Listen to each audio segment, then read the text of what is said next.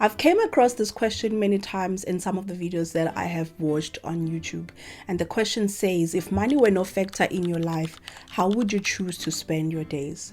And the point of this question is to get you to think about the things that are meaningful to you, things that would fulfill your life, things that will bring joy to you, things that you would look forward to, and basically understand that if money were no factor in your life, what would be those things, or what would your life look like? And the reason being is that for many of us, actually for majority of us, we spend a lot of our days working for money because it supplies our needs, or basically it allows us to be able to meet our needs and be able to live a life that we are happy with when it comes to just being able to afford certain things. But there comes a point whereby you have to go beyond that, because in the day, life is very short.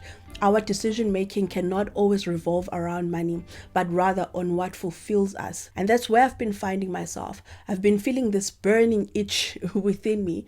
And it seems like it's only the woman that carried me for 9 months that understands this every time I speak to her, because she knows me from when I was a child. She knows the conversations I used to have with her as a child, things that I aspired to, the dreams that I had. And I had bright ideas. I had big dreams. And as I grew older and as I approached the last years of my high school, that fizzled down as I started looking at the responsibilities that I had, and also allowing the outside noise to influence me in terms of what do I want to do with my life and what is practical. And so I ended up having to go with what is practical rather than what is it that I've always known that I needed to do when it comes to my life. And so as an adult now in my 30s, I find myself having this strong pull in these things and these ideologies that I had as a child before I took in the noise of the world. This goal of mine is very important to me, and I want to share with you my why and how. My why is it very important for me to achieve this goal, and how do I plan to achieve it? So the goal that I have is to have 100,000 by the end of 2024 on my emergency fund. And the reason why I want this so bad, that is my why now. The reason why I want this so bad, or I crave this so bad, firstly, is because of this pull that I've explained now, to say there's this strong pull. Even though I can't go into detail with this, as I said, when you speak of these things many times to people, they don't understand, because a vision is bestowed within you, not the crowd. It is yours and yours alone. When we are born and our hands are folded, it is because we are carrying something with us. And so I've been having this strong pull towards this different life, a complete 360 to what I know and what I'm used to and what is comfortable to me. And because I have this strong pull, it's literally screaming within me. It's screaming, and sometimes I try to ignore it, and the more that I ignore it, the more I become anxious. I have some anxieties, and I feel like I'm not living in my purpose. I'm not living in where God has always wanted me to be. As I said, I've always known certain things about myself as a child. However, there's still a realistic person within me that says, how can you do that? That is just not practical. How do you think you're going to survive? If you do that and you fail, how are you going to survive? Are you going to be okay with failing? And truth is, I'm not, so there's this fear side of me that keeps reminding me that, hey, this has to be practical. You've never done this before. Are you sure about this? And so I've been second guessing myself a lot. So what I then decided to do was to say, okay, let us get to the point whereby money is no factor in my decision making, that I can decide what I want to do now, with my life, knowing very well that money is not a factor in my decision making.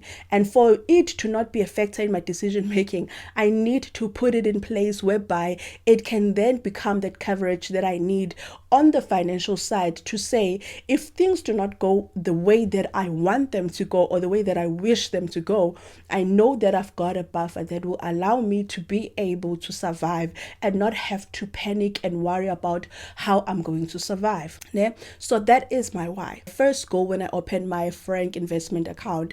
By the way, my emergency fund is with the Frank group. If you do not know, I've been investing with them for since 2022 or 2023. 2022 I opened my account and I started building my emergency fund, and this year I finally hit my goal that when I opened my account I had said I want to save and invest 60,000 towards my emergency fund, and this year I was able to hit that 60,000. Right now we are on 63,000 on my emergency fund under Frank. And maybe the question that you might be asking yourself if you are new here, for people that have been here, they know what is Frank Group because I've shared about them many times. And whenever I speak about my investment, I speak about them because that's where some of my money is currently invested and saved at. Frank Group is an investment platform. It is registered with the FSP. It has a FSP number on the bottom of their app. And so currently that is where I'm sitting. So it is a registered financial institution that allows you to save and invest in the stock market, in the JSE market, as well as offshore investment. And right now they've just recently introduced Bitcoin for those who are interested in investing in crypto or having crypto assets. So that is what Frank is. And what I like about, the reason why I like it for my emergency fund is because of the way that it's just set up. When you set up your account, it prompts you to be very intentional in terms of what is it that you want to work towards, what is it that you want to save and invest towards, because in many cases we want to invest, we want to save, but when we do not know what we are investing for, it is very easy for us to fall off the wagon and forget why we started. And that is why when I'm sharing with you on this video why it is important for me to hit 100k on my emergency fund, because that will give you the fuel to keep going even when you feel discouraged, because you will know why you are doing it. And I recently did a reel where I shared that so far I've been able to hit my goal of 100k on my total savings and investment this year, and I shared why I was able to do that, and also why I wasn't able to hit my other goal of losing weight, because the other goal of my weight, I did not know why do I want to lose weight, but when it comes to this goal of my finances, my why was very clear. And so what I like about the Frank platform is that it allows you to actually be intentional. It forces you to be intentional and think clearly about what is it that you want to work towards, what is it that you want to invest towards. And so for me, I chose the goal of an emergency fund. They give you a whole lot of options that you can choose from.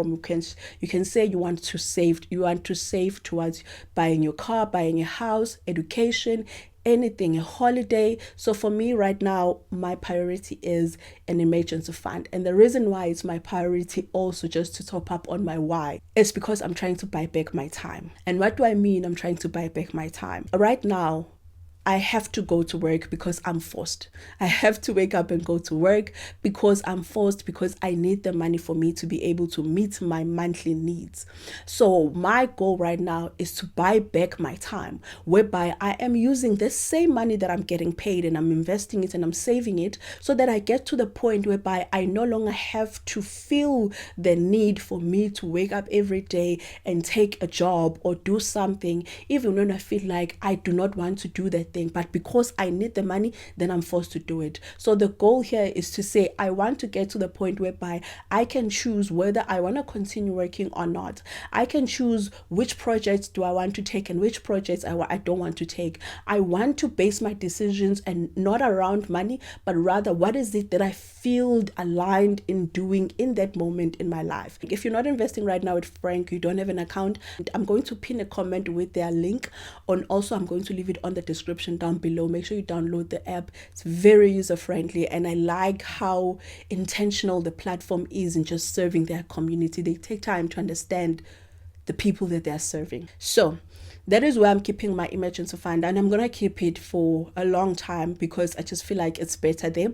And the reason why I'm also, because another question that some people may be having is, why are you investing your emergency fund? Don't you think that you should be saving it so that you can easily access it? But the reason why I'm investing and I'm saving mine and I'm bringing the part of saving is because on the Frank investment platform, you have two major options. Basically, you can invest on equities or you can invest in the money market. And the money market, for me, I consider it as savings, because it is similar to just putting your money into a bank, and where they now put it in a money market is the safest way of investing.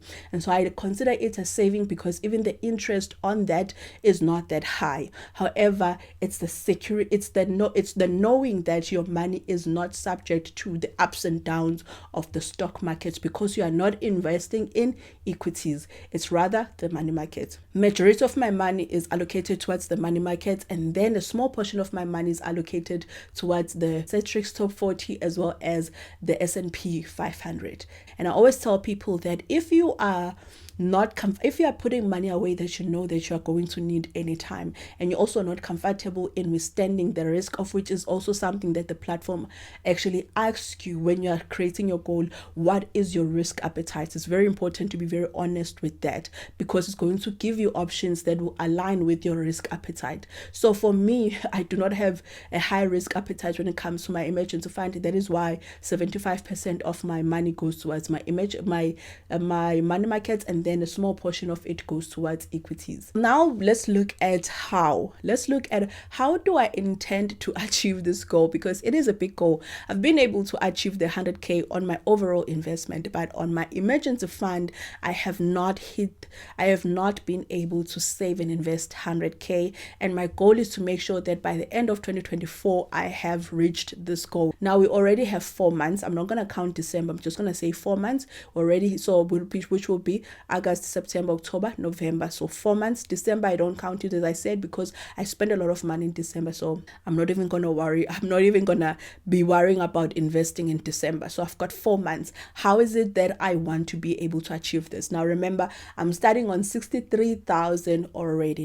That's how much money I have right now on my emergency fund. And I want to top it up to 100k. So what I'm going to do is I'm just going to come up with a plan in terms of each month, how much money do I think I need to put in to make sure that in these 4 months I'm able to hit this goal. Now already in the month of August, my plan is to put 8,000 into my emergency fund, which will bump it up to 70k. Then we'll be left with 30k. So what I will do is every time I do my monthly reset, I would look at how much money am I going to be able to allocate towards this, also considering the fact that in December I need to have a fund which will allow me to be able to hire a car when I go home, and also be able to buy groceries when I'm at home, because that is what I do whenever I go home. I need to just come up with a plan. So in the next months, whenever I'm doing my monthly research, I'm going to bring you through in terms of how is it going with this goal? Am I in track? How far am I? I'm going to give you the numbers and show you from where we were on the previous month, which would be this month, from August up until September. This is how much I have gone. And then also when we hit 100k, I definitely want to celebrate that. I definitely want to take time and just rejoice in that and bask in that, because I don't take time to celebrate myself. And in this year, I'm definitely going to celebrate myself for that. So as I said, we're currently on 63k, and my goal is to say in August we get to 70k. Then in September, my goal would be for me to get to 80k, then 90k, then 100k. However, I know that also I can't rely solely on my income when it comes to my work. And so I'm going to be leveraging a lot of my additional income, especially as it pertains to just the side money that I get from gigs, as well as my business. I'm going to leverage that to just push my emergency fund so that I can reach this goal, because this goal is very, very important to me. So I wanted to ask you, what is that one thing that you are intentional in just working on when it comes to your finances? And even if it's you are intentional, or you haven't achieved that thing, or you have achieved it, you set a goal beginning of this year and you said, this is what I want to work towards, or this is what I want to achieve. What is that thing that you've been able to tick off and say, oh my goodness, I've been able to achieve this. I've been able to save and invest. I've been able to pay off this debt. I want to celebrate you. Tell me. Comment down below. Let's take the time to celebrate you, to congratulate you you. And if you're still working towards this and you haven't achieved it, please let me know also on the comment section so that we can encourage you. You know, we can give you that oomph as well that will keep you going in this journey. And also Frank Group has also said, you know what, they want to be involved in just congratulating you on your goals that you have been able to achieve. Let's say that you wanted to save some money and you have been able to achieve that goal. What is that goal, and have you been able to achieve it? If you wanted to pay off debt, were you able to pay off that debt? How are your finances looking like after you've been able to hit that goal? How do you feel? So really engage with us on the comment section below. We'll have some surprise gifts for people, or for stories that we feel like they're just so beautiful and so impactful, and we'll see how we celebrate you, or how we show our appreciation to you, and also how we keep you going, or to encourage those who are still in the journey of achieving their financial goals. Because let's also be honest, the year is not over yet, and so don't feel so bad if you haven't achieved the goals that you have set for yourself. With that being said, I will see you on the next one. I hope that this video did inspire you to just keep going on your goals. You know, I hope that it ignited a light within you to say, you know what, let me not give up on myself. If Jen can do it, I can do it. I'll see you on the next one. Please take care and stay safe. Bye.